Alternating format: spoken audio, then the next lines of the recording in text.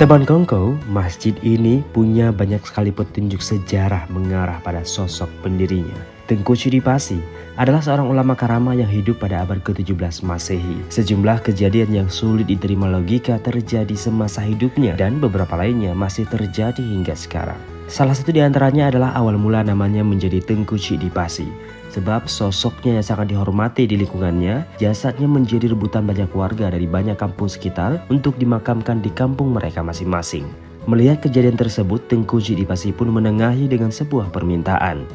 Ia akan dimakamkan di tempat di mana tongkat yang ia pakai akan terjatuh saat ia lempar.